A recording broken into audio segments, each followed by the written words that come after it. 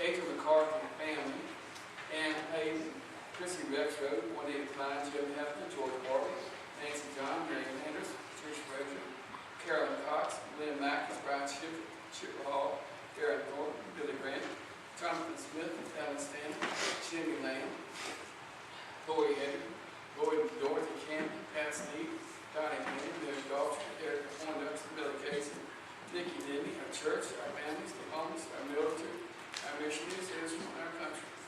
Nursing home assistant Bruce Zimmerman, Bill William, Hazel Rexroad, Mary Landis, Salvations and Families, our country, Dale Clater, Jason Lee, J.R. Ellinger, Shannon Ellinger, Robin Wood, Ward Dudley, Charles D. Jr., Dale Stream, Harold Wood, William W. III, Kim Kramer, Anna Cody Lamb, and Loden Hughes. Anybody else need to put on the road? Take Nicky off? Yeah, Jimmy, Bob, he's got an amber or something, just like Jimmy had, I think, up there in the park now. But, he went over yesterday and told me, talking about the other surgery and all. And, he also did a walk, he has his spells, but he didn't have a lot more. Now I only take him to, get up on the own. Special person. No, brother-in-law, Bobby Fisher, Carol's brother, Carol's husband, he had a stroke. It's affected his right-hand side of his body. He's in the nursing home right now, but thank the Lord, and y'all keep him in prayer. He's starting to get some feeling back in the right-hand side of his body. He's able to move some of his feeling now, so just continue to pray for him too. There's a lot of things going on in our life, but we know who's on the throne, and God's on the throne. He knows everything about us. He built these whole bodies. We're going to follow, but He can rebuild, re-put back together. He's the lover of our lives. Sometimes we have to let God try us, as I taught in Sunday school, to prove that we are who we are from Him. That way God lives inside of us, and our light will shine always from Christ. That's all we can ask of God, to let His light shine through us, that we can be a witness for Him, that He can guide us through our lives. That's all God can do. He puts it in us, and then we live our lives, that God can see Christ through us, that we can be a witness for Him in our daily world. That's all we can do for us. And then people have desire what we have inside of us to want to wake up. It's a love to Christ inside us. Let's take the morning offering. I'm going to go, I'm sorry. Open up prayer. Wait a minute. Heavenly Father, thank you today, Lord, that as we come in here today, Lord, so first of all, Lord, come in here to get your word and learn about you. It's a song sang, Lord. We can know more about the Lord so we can be a witness. So somebody can be absorbed into the kingdom of God, the kingdom of heaven, Lord, through faith. So, Father, as we come in here today, your word tells us to pray, Lord. It says pray without ceasing, Lord. It says your ears are open to our prayer. So we've put these people down, Lord, on this list, knowing each and every person has a need. Strengthen them, help them in the trials that they face, Lord. Many things befall us, Lord, that are beyond our control. Many of these people have faced that, Lord God, and things have come upon them. So, Father, strengthen each and every person. You know where they're at with you, Lord. If they're not with you, we pray for salvation, health, financial, marital needs, relationship, whatever the need may be, Father God. We're even incorporating some of those names in our private prayer life, Lord God. We lift those up, Lord. Lord, we pray for Jimmy, Lord, knowing health issues that befell him, Lord God. We ask you to strengthen him, help the people attending to him to give him wisdom and knowledge and be able to deal with this problem, Lord, so it can be fixed. Thank you for each and every person that came out, Lord. Receive our worship, our songs, our preaching, Lord, what we do here for you, Lord. Let it be pleasing in your sight, Lord, and let it be done from the heart. And we pray you receive our worship in spirit and truth. And I thank you today for each and every person. Those who can't be with us for whatever the reason, look upon them, Lord, give them strength. Help those who could be traveling or away from us, our assembly, Lord, keep us safe this 4th of July. We thank you, Lord, for our nation's birthday, Lord. We thank you that we have a nation that we can live in. We're free to work and play and eat, Lord, and worship you, Father God. And, even though our nation has problems, Lord, it's still a good place to live. And the preaching of the gospel is here in this country. We thank you so much for it. For it's in Jesus' name we pray. Amen. And we'll take the one off, please.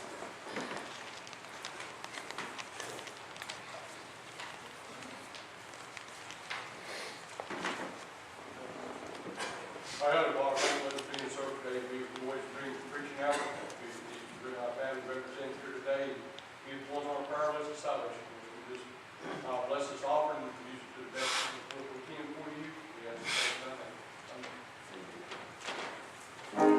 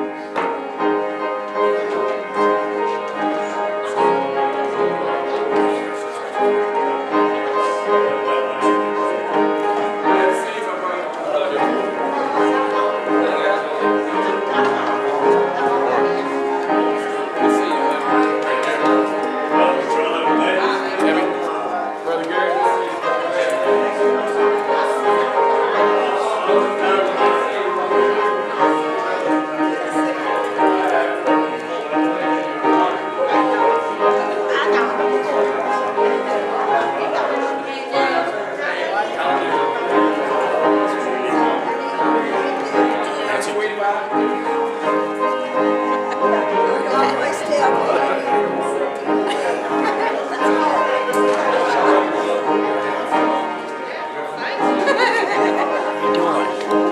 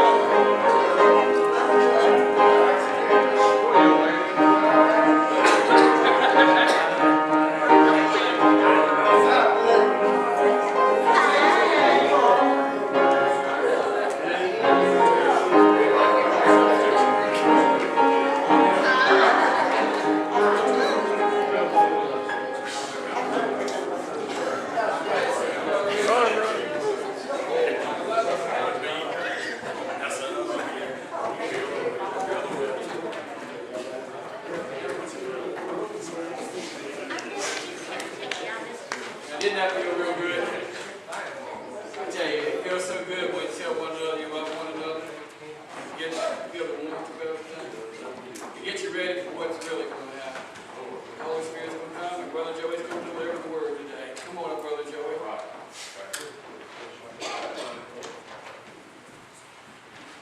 Before I get started, we got a little special surprise. You're really going to like this. It's a friend of mine, a real good friend of mine. His name's Gary, and he's very talented in the music thing. He doesn't want a lot of credit or anything like that. He just says he likes to sing for the glory of the Lord. But hold on to your hats, because it'll be pretty good, and you'll really like this. So we're asking Brother Gary if he can come on up now. I'm going to get this mic off so it doesn't do the feedback. And give him this mic.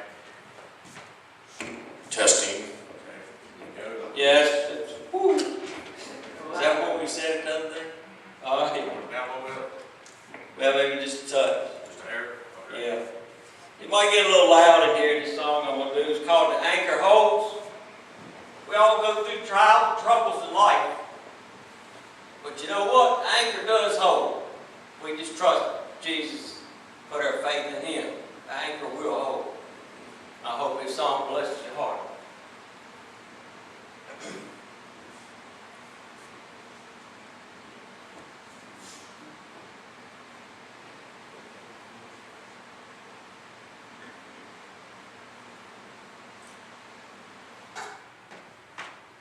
You sleeping back there?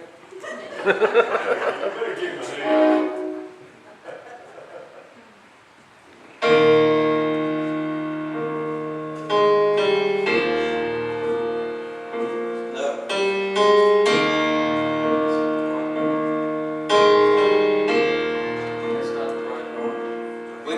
Right song and figure out how to work this we were looking for number 4. Hang on.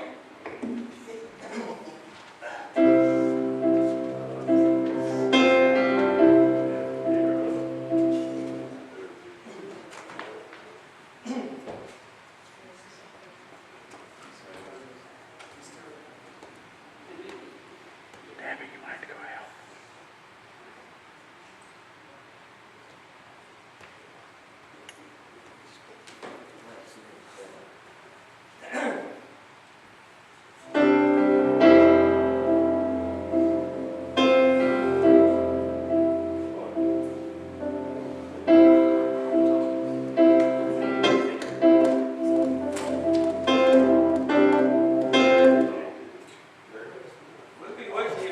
Technical difficulties. Let's try to get this straightened out here. You just hang on, be a little bit patient, we get your socks messed off. Gary is a very talented singer, and I think you're really going to enjoy it here. So we just kind of have a little issues here with what number it's on. So.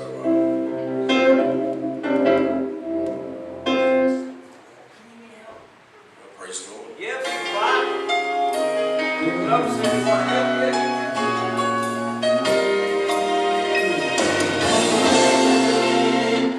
See, there's no way on here to tell like we do something before.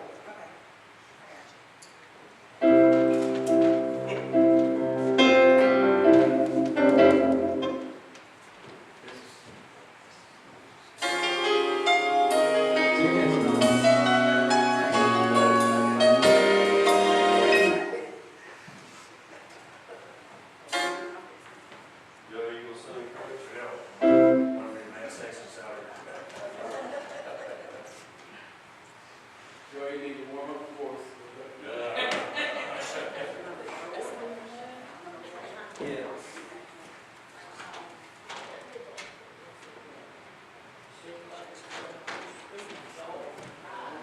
Well, let's just get into the spirit part of it.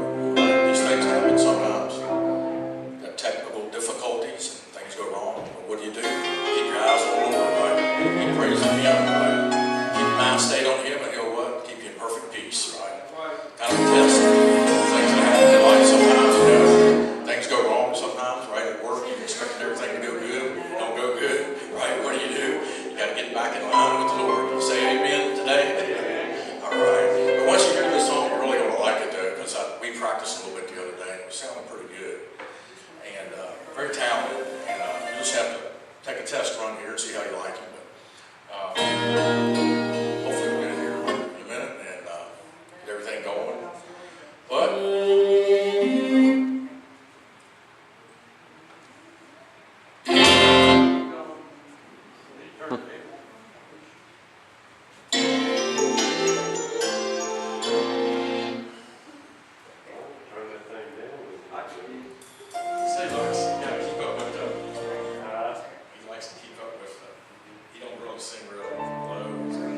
number 3. All right, here we go.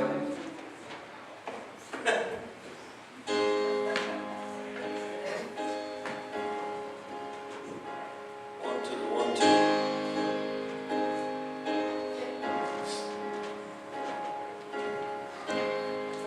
I have journeyed through the long dark night, out on the open sea.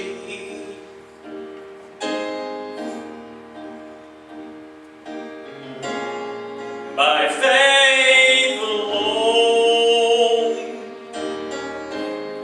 sight unknown, and yet his eyes were watching me. The anchor holds,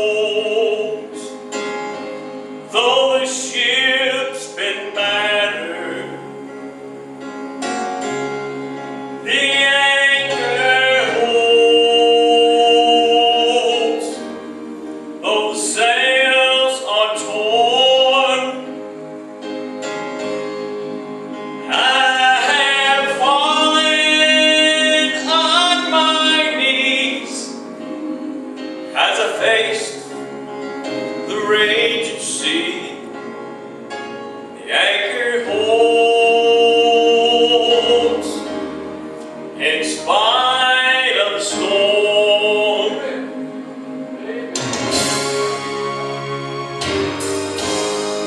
And I've had visions,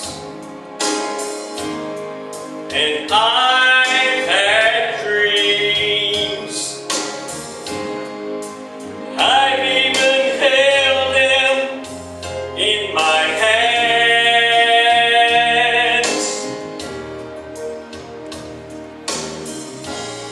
But I never knew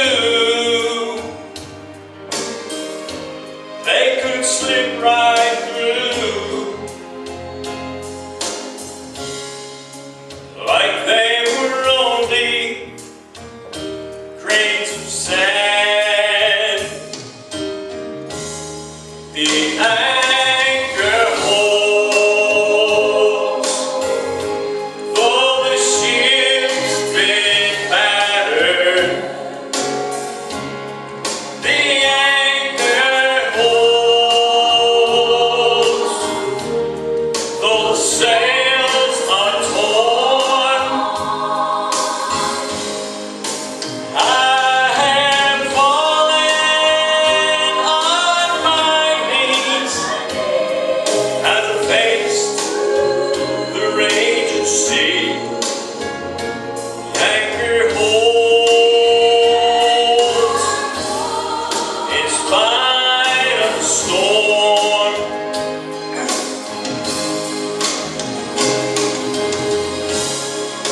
I have been young, but I am older now, and there has been beauty these eyes have seen.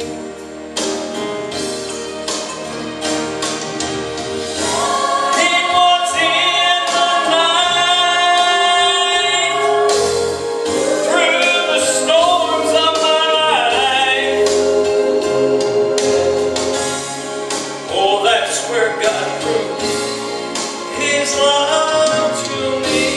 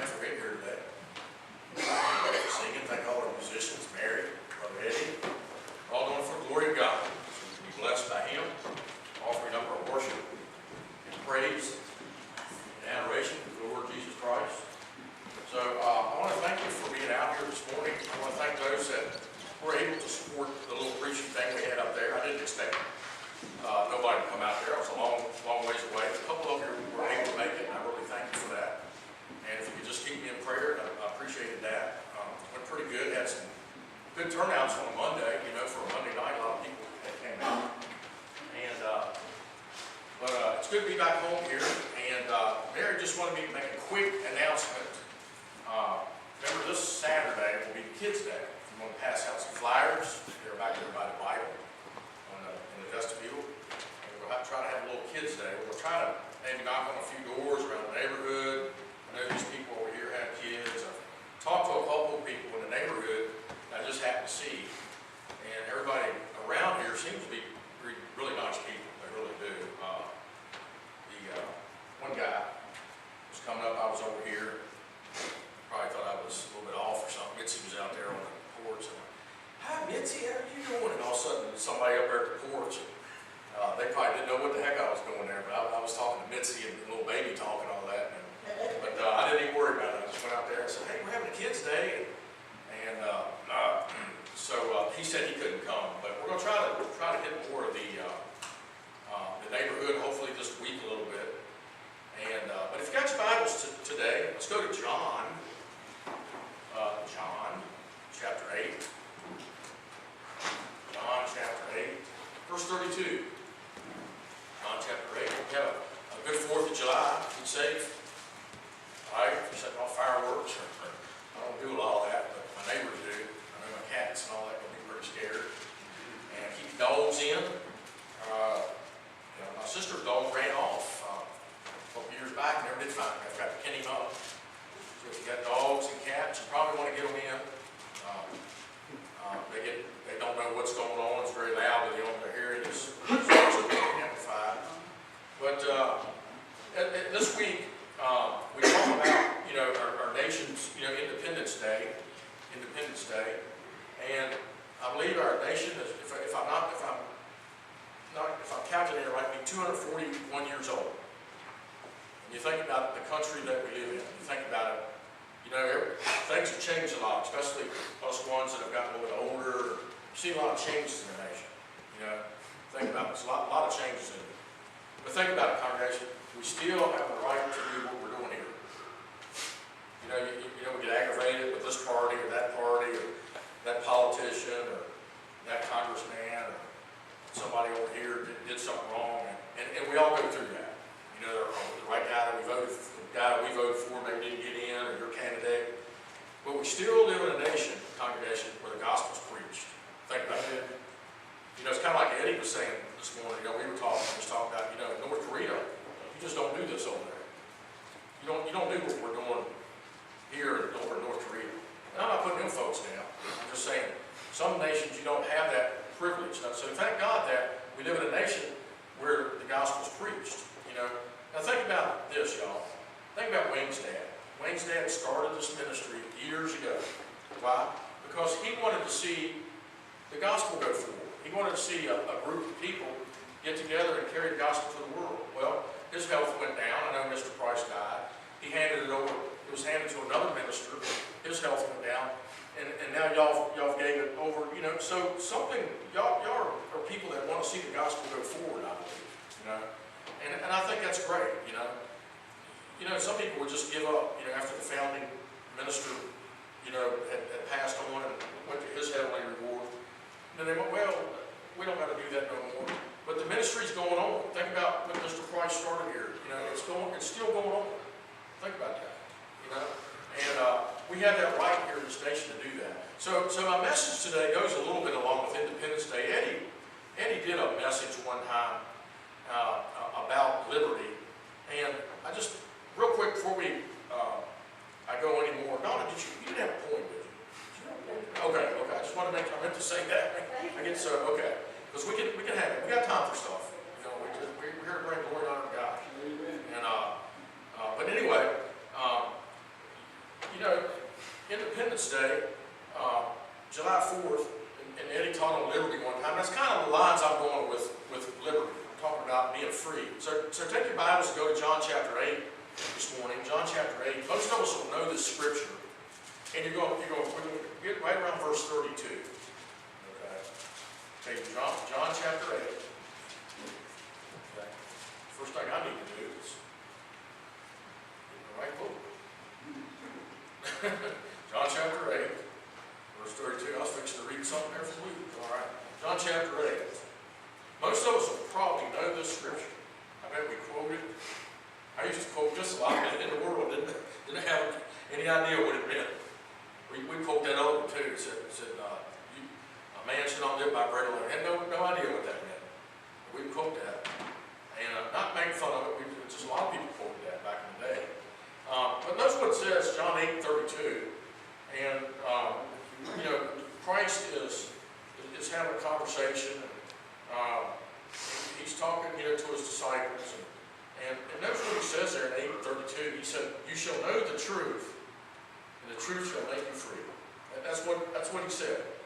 You know, he's talking to the Pharisees. He's talking to his disciples, and he told the Pharisees, he told his disciples, he said, "You'll know the truth, and the truth will make you free." You'll know the truth. Eddie, would you have just a quick word that God help us understand, please? We're all here. Thank you. Our most heavenly gracious Father, as we come before the throne of grace, God, we pray that you bless us, along with the Holy Spirit, we thank you for the songs, the sign that lifted our hearts up. The Lord, we're looking for your word today. Lord, I pray you bless our joy, anointing of the word, that it brings the brilliance out of us, and we live better for you, and walk the walk, that you give us the walk. We praise you, Lord, in your name. We ask in Jesus' name. Amen. Amen. Thank you, brother. I appreciate that. You'll know the truth. You'll know, a lot of people know the truth. A lot of people can quote what Jesus did for them. They quote about the cross. They know about heaven or hell, or you know, or they say they do, but they're not free. You say amen? Yeah. But knowing truth means not only do you know it, you've done something about it. Now, congregation, think about it this way. If you get on the internet, you know, I'm not much really a repairman like Wayne, and you know, my cousins like that. They just can fix about anything. Floyd, he's got a lot of mechanical abilities. I know Floyd's dad did. And you know, you get on the internet, you know, and you could look up, you can punch anything in YouTube about how to fix something, or like if you got a pipe busted. And you get on there and you can go through the instructions that those guys give you. But if you really hadn't done that, you could read it in a manual, you know, or like I read about it, but I haven't actually done it. You really don't know it, do you? Can you say amen? Amen. You really don't know something till you've actually experienced it and went through it. You know, and that's when you know something. You know, I mean, you can know about something. It's just like the President of the United States, or Hillary, or Obama, or anybody like that. I know who they are, you know, but I don't really know them. And they don't have no idea who I am, you know. But when you know somebody, you know about them. You don't only just know about them, you know who they are. You know, congregation, and that's like Jesus. He wants us not just know about him. He wants us to know actually who he is. Amen. And I think everybody here is working on that. I think there are a group of people that love the Lord, and you want to know about him. You want to know about his salvation and what was done at the cross of Calvary, and how that can enhance our life. And think about it, congregation. Doesn't the cross of Jesus enhance our life? Can you say amen? I mean, what would we have done without Jesus? Think about what would our lives have went. What would have happened without the cross and knowing about what he did for us? And you think about it, but you'll know the truth. The truth is Jesus. Think about it. The Bible says, "I am the way." John chapter 14, verse 6 says, "I am the way, the truth, and the life." Right? No man comes to the Father but by Jesus. Right? So now we know that. Now we're not saying we're perfect people or anything like that. We know that. Why? Because we've experienced it. Can you say amen? You've experienced. You called upon the name of the Lord, right? Knowing, believing in the Scriptures that's big enough to save you. You say amen. So now, without a doubt, you know that. Okay? It's not that you read about it or looked at a guy on YouTube or you quoted a Sunday school verse or seen an interesting movie about it. Those things are good, but you know the truth, and as a result of knowing it, it has set you free. Okay? Now, we might not be in total freedom from our flesh. You say amen, but we're working on that, right? We're working to be sanctified, right? We're working to be holy. We're working alongside the Holy Spirit, the Paracletus, so we can even gain further freedom from our flesh. The flesh wants to shackle us, right, and keep us bound, right? But Jesus has called us in, as Eddie said in his lesson one time, Jesus has called us in to liberty. Can you say amen? And just like our nation, see, congregation, you think about the United States, at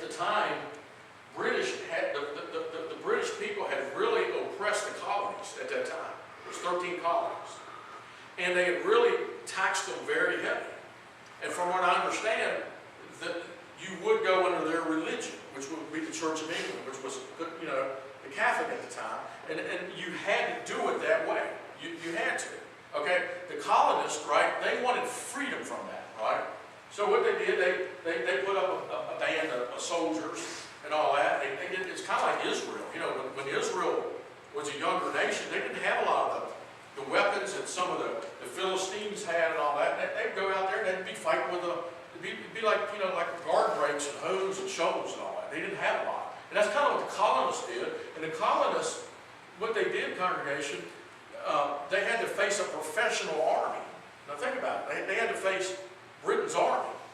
And think about what they did there. By God's help and power, they were able to drive them back and gain independence. Think about it. And it's kind of like you and I, congregations. You think about, that's what the devil does. When we come to the Lord, y'all, we're facing a professional in warfare. You say amen. The devil has been warned a long time. He's warned against your soul. He wants to take you down. He wants to take you out. He wants your soul. He'd love to have everybody's soul in here. He's like, I'm about getting souls. Not only does God care about your soul, but so does the devil. But he cares not for the good of your soul, but he cares where it goes. It aggravates him. If even one person gets saved, he's aggravated. I can't believe that happened. I mean, you got to shut that guy down, man. We can't have people getting saved. I can see the devil saying that to another demon under him. And congregation, the devil is a professional. And the only way we can beat back the lies of the enemy is we got to align ourselves with the Holy Spirit, right? And be armed with the tools that He's gave us to defeat the devil's lies. Now think about it, congregation. The devil, right? The devil, right, is a very persuasive liar. He's very deceitful. He's lied for centuries. He's done a lot of lying. He knows how to get over on people. He knows how to take things and make it look like truth and make it look good and appealing. The devil is such a persuasive liar. If Jesus didn't protect us, He could come here and convince us that this organ here was a car. I mean, that's how persuasive of a liar that he is. He could have, no, I'll tell you why it's a car, and just listen to me a little bit. And church, the only way that we were able to come out from bondage of the enemy and what the devil was lying to us about was the truth in Jesus Christ and His gospel. Can you say amen to that? Now, church, Tuesday, right, if we're alive and the rapture hasn't occurred, right, we'll be celebrating Independence Day. Y'all people that work for, do y'all get off? Oh, yeah, you're off all week. They do it right. They don't just take a day. They take the whole week. They said, we're going to shut down. And he said, I don't just take one day. I'm going to shut the shop down, and their customers will be lined up waiting on them. And Brother Wayne, did you get a day off that day, sir? Okay, a lot of us get a day off. And Floyd, he's probably off that day. And as think about it, that's Independence Day. Then the fireworks will be going off. And that night, and my neighbors were already starting last night a little bit. As you heard the sounds, it reminds you it says the elements will pass away with a great noise and fervent heat. Let it remind you of the coming of the new heavens and the new earth. But church, what I'm getting at here, before I forget what I'm talking about, because I can do that in a heartbeat. Think about it. Independence Day, your true Independence Day was the day that you got born again. Say amen. Your spiritual birthday. You was really, as Eddie said in his lesson one time, you were really set free that day. Now we don't know we're free all the time. You know, we try to bind ourselves to a lot of rules. Our flesh drag. You know, in a certain congregation, how when we get born again, that flesh goes right into your born again life, right with you, doesn't it? It follows you right there, and you hate to think about it, congregation. And the devil follows you into your new spiritual life too. He tries to convince you. He goes, nothing really happened to you. You know, you didn't really get saved. You wouldn't still be doing them things and talking like that. But the Bible says, old things have passed away. What? All things are right. All things are new. They don't feel new sometimes. But we have to learn about this newness. We have to walk in it. You have to apply the promises of God. I think they need to be even confessed and believed over. The Bible says, whatever you say, right, you'll have. You know, if we believe in our heart, I believe we can start to talk the promises of God and really convince ourselves that it's true, because the devil's always following us around saying, well, it's not true, it didn't work for you. You know, you prayed that prayer there and nothing happened and all that. We've all experienced that. But if we'll persevere into the Lord and persevere into His Word, the promises of God will come true, and they are true, and it says in Him they're true and amen. But today, if you're born again, church, you've been set free from the enemy's lies, his deceit, the way he cons people that there's no God. Think about it. If we'd have kept walking the way that we were walking, think about it, congregation. If we'd have kept walking that way, right, what would have happened to us? We would have eventually been destroyed by the enemy. Think about it. And eventually we would have been separated from God. But the day that you got born again, congregation, was truly Independence Day. You say, amen. We were set free. We're not really set free from the flesh, but we're learning how to do that all the time. Amen. Are you gaining victory over your flesh, congregation? Amen. You know, it's hard, because we're used to all this stuff, and you're used to talking one way or telling jokes. And as you go and you progress in the things of God, as Eddie said today, we need to be progressing. We need to be growing in our faith, and we learn how to get unshackled from even the flesh. Even the flesh, you can get unshackled from it and learn to live in the spirit realm. You know, I hadn't completely got there yet. I mean, I see my flesh wanting to rise up all the time. It wants its own way. It wants to be in pride. As Eddie said this morning in his lesson, it wants to, somebody aggravate you, it wants to spark back up and cause an argument or something like that. But we're learning all the time how to live sanctified and live holy, because we have been set free, and who the Son sets free is free indeed. If you agree with that today, can you say amen? It's really Independence Day. It's a day that you confess Jesus as Lord and Savior and truly believe it in your heart. And I believe that all of us here today are believing that way. And if you're not believing that way, today could be the day of salvation. Right there, as you're still in that same chapter, you go down, okay? Can you go down to just verse 36? You'll know this one too. Let's go down a couple of verses. Notice what it said. The Son, what? Therefore shall make you free. Yeah, what are you going to do? See, that's spiritual law. You're free. The devil wants you to think that you're not free. He wants to pin you down and still hold you in bondage. See, congregation, the devil doesn't let go of things very easy.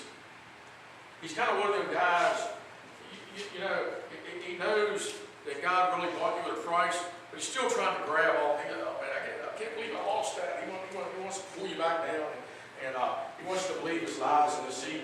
And congregation, when the enemy lies to us, especially when he lies to you about who you are, right? Are you righteous in Christ today? If you believe that today, can you say amen? You've been made righteous by the cross and the blood of Jesus Christ. That's just truth, because that's what the Bible declares. 2 Corinthians 5:21, it says that he made him to be sin for us, but knew no sin, right? So that we can be made the righteousness of God in him. So if you're in the cross of Jesus, right, you've been made right standing. So that's something the enemy doesn't want you to know. So by knowing that and declaring that and walking in that, you're in a sense, you're set free. You're set free from thinking, well, I'm not right standing with God. I don't think I'm really right with God. In Jesus, you've been made right with him. Y'all know what righteousness really means? Right means like right. Okay, think about it this way. Okay, it's kind of like this, congregation.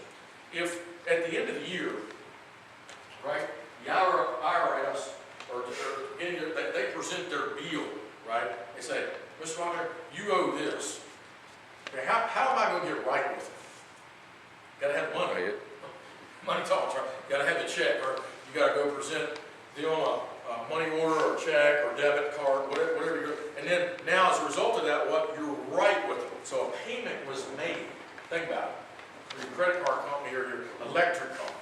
How do I get right with my? What if I get in bondage to the electric company? Say you're 3 months behind, so you got to make that right with it, right? And see, church, the thing is, we were all owed God a debt that we couldn't pay. Think about it. You say amen? We all owe him. So Jesus said, look, I see those people down there, they can't pay it. I'm gonna pay it for them. Now, isn't that a friend? What a friend we have in Jesus. You know, and he freed you. Now, see, the devil said, well, it ain't really paid. You know, you're still sinning. You're still doing things against the Lord. I'm not saying that we should go out and live in sin or commit sinful acts. That's not what I'm saying at all. But the devil will always remind you of that. I thought you were a Christian. You spoke like that or talked real harsh or you did that and all that. And I'm here to remind you that you're not right with God. Ain't that what the devil does? But see, church, the greater authority is the Scriptures. And if we're right standing, we got to start to believe it. And if we start to believe it right, maybe we'll act that way. You say amen? Right believing leads to right living. Right. Not coming in here beating you over the head, telling you you're no good. And I used to try that. I know when I was a younger preacher, I used to try that. I thought I had to preach on something hard to tell them that they're wrong. No, we need to tell them that they're right with the Lord, and maybe the congregation will start thinking like that. You say amen. If you're in Jesus, you're right standing. Who the Son sets free, right, is free, right? Yes, indeed, right? Not sometimes. Not when you feel like it. Not when you did right. It's positional, okay? There's a positional righteousness. So you're in that position with God because He made you that way. You say amen to that. Amen. All right. I'm glad you believe in this because I tell you, church, think about how many people won't believe what God has to say. Right. I was one of them knuckleheads one time. I don't put it away now. I was one of them knuckleheads. I didn't want to hear nothing. I don't want to believe that. I believe my own way. I do what I want to do. I don't think I believe in hell and all that. God set me free from that. See? That was bondage. That was bondage. Luke chapter 4, please. You go to Luke chapter 4. Luke chapter 4. You'll know this one too. When you find Luke 4, look at verse 18. This is what Jesus quoted right early into his ministry. He went to a synagogue, which is a place where they read the Word in Jewish. They still have synagogues today. They go there and they read the Word. Okay, you have one of the Jewish holidays. It's the reading of the law. They call that. Slim, something like that. That's not wrong. But and what happened, congregation? When it was Jesus' turn to read, right? See, different people would come up to the podium and they would read. And guess what? When it was Jesus' turn, right? I mean, he didn't set this up. He didn't go in there and the guy that read before that week just wrote landed. And you take off. Okay, notice what he read. Okay, this is a quote of Isaiah 61:1. So the same scripture basically is over at 61:1. So Jesus was quoting the Old Testament, Isaiah. Remember, Isaiah was a prophet, right? Sent to minister to Judah because Babylonians would capture them, right? But anyway, that's Old Testament stuff. But think about it. When he quoted it, right? After he quoted the scripture, they tried to throw him off a cliff. Think about it. Think about what Jesus went through. Just imagine me standing in here. I'm just making an analogy. I'm not saying y'all do this. I'm just saying, imagine me coming up here preaching, and then y'all drag me down to 340 and try to throw me in front of the truck. I mean, think how horrible that would be. I mean, I know y'all wouldn't do that. I'm saying, think about the man went to the synagogue that day, did like you're supposed to do, and after that they got mad at him trying to throw him off a cliff. Think about that, congregation. Think about what Jesus went through. All because he read a scripture. And he said the day was fulfilled in your ears. But notice what he said. This is what he quoted from Isaiah. Chapter 4:18. The Spirit of the Lord is upon me, because he hath anointed me to preach the gospel to the poor. He hath sent me to heal the brokenhearted, to preach deliverance to the captives, recovering of sight to the blind, to set at liberty them that are bruised, to preach the acceptable year of the Lord. And then in 21, that's when he quoted, this day the scripture is fulfilled in your ears. Well, they got all mad. They wanted to throw him off the cliff and all. Ain't this Jesus of Nazareth? Ain't you a carpenter's son? And they got mad. But notice what he said there, to set at liberty, right, them that are bruised. Did I quote that right? To set at liberty. So he came, to set at liberty them that are bruised. So he came to set people free. He came to set people free. Now think about it, congregation. He set us free. I know I'm going to say this again, but we gotta remember, how does the devil hold people captive? Think about it, okay? The devil don't just appear as a man, right, and hold you down, right, like the movie show, like Freddy or Jason. They'll hold you down, they'll hit you, right?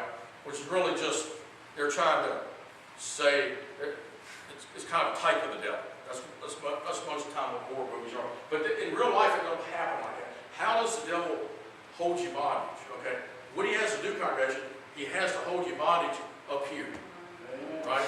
If you control a guy's mind, right, then you can control a lot of times what they do, right? You say amen. Think about it. Okay, I said this at a little special preaching. If a drug dealer, what is a drug dealer's purpose, y'all? To get money out of their pocket and the customer's pocket into their money. Do people just come and offer money? No. Give me your money. I want to have all your money. So you got to control them. So you get them on a substance, right, where you can get them to buy that stuff. Then you get their money easier. They'll spend that money. Yeah, that's what advertisers do, but it's a legal way to do it. Illegal advertisers do it too. They appeal to something else, right? But they do it because they control the mind. And that's what the devil does. See, he holds people captive through his deceit, through the lies he has, his persuasion over people, over individuals, lying to them about who God is. Think about it. Lucifer will lie about who Jesus is. He'll lie about the Holy Spirit. He'll lie about God the Father. He'll lie about the Bible. He'll lie about how the world got here. Now think about it. Before we got born again, most of us were probably believing some of that, right? And maybe we still are somewhere along the line, but we've been set free, and we just got to know that we're free and walk in that freedom. Can you say it again? So the devil's holding people captive, right, by getting their mind, by the lies he spread around the world through his people. So see, church, we came out of bondage of Satan, right? See, Satan doesn't really hold you in bondage anymore. Only the power that we really give him. Now think about it. And we give him power through unbelief or negativity or negative words or pride. And we've all fell into that a little bit. We're learning how to shut this flesh free. But I got one more. We'll let you go. Let's go to Romans. Go to Romans chapter 8.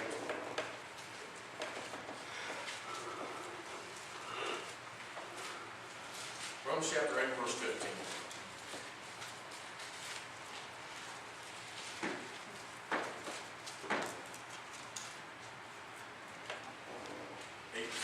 Romans. Everybody find it? Say amen. Amen. That's what it says. You're not received, right? Spirit of bondage. You're not in bondage no more. Again, the fear. Let's really talk about the Old Testament, the Old Covenant, like the law.